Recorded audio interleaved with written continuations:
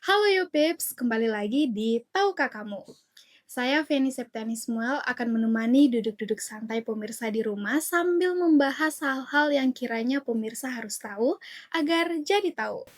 Kalau kakek nenek kamu di rumah adalah baby boomer dan orang tua kamu Gen X, Gen Y, atau generasi milenial, pastinya tanpa terkecuali punya bekas luka di lengannya kan?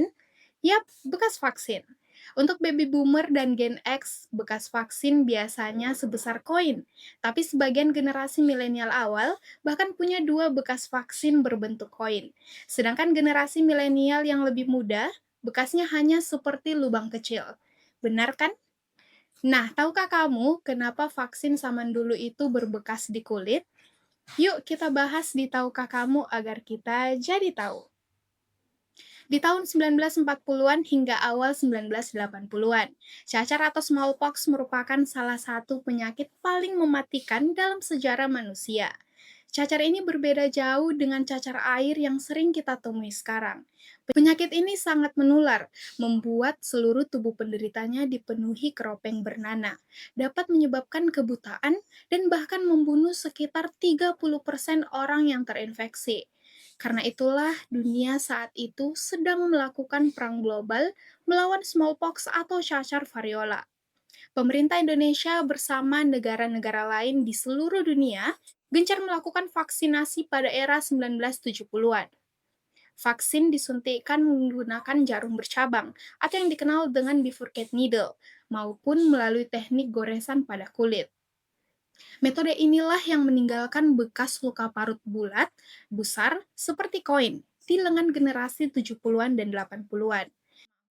Karena virus cacar akhirnya berhasil dimusnahkan, seluruh dunia, termasuk Indonesia, menghentikan program vaksinasi cacar pada dekade 1980-an.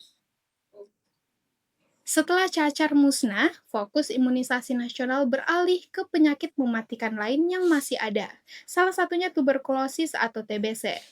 Generasi yang lahir pada tahun 1990-an tidak lagi menerima vaksin cacar. Sebagai gantinya, mereka mendapatkan vaksin BCG atau Bacillus calmette-guerin untuk mencegah TBC. Tahukah kamu kalau banyak reseptor nyeri berada di kulit? Nah, karena karakter vaksin BCG cukup mudah menimbulkan peradangan dan reaksinya tergolong kuat, vaksin ini tidak disuntikkan terlalu dalam. Itulah sebabnya vaksin BCG diberikan melalui metode intradermal, yaitu tepat di bawah lapisan kulit terluar. Vaksin ini memang menimbulkan reaksi lokal yang cukup kuat, karena bakteri TBC yang dilawannya juga bukan lawan yang mudah bagi sistem imun tubuh.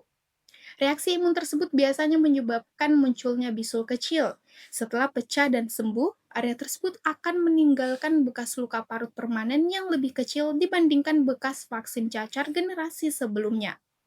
Sederhananya, bekas luka itu muncul karena sel-sel imun berkumpul di area kulit untuk menghancurkan sel yang terinfeksi.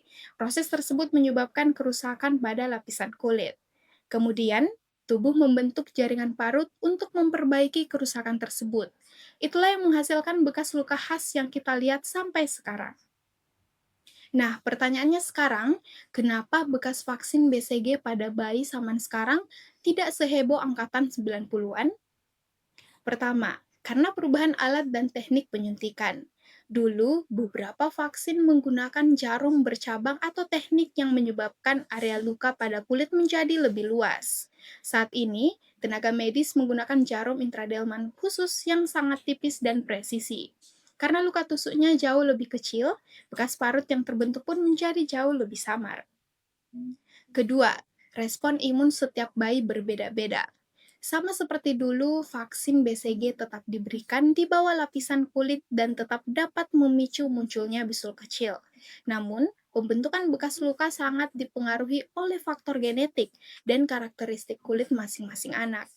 Ada bayi yang bekasnya hilang hampir sepenuhnya setelah beberapa bulan, ada yang hanya meninggalkan titik putih kecil yang samar.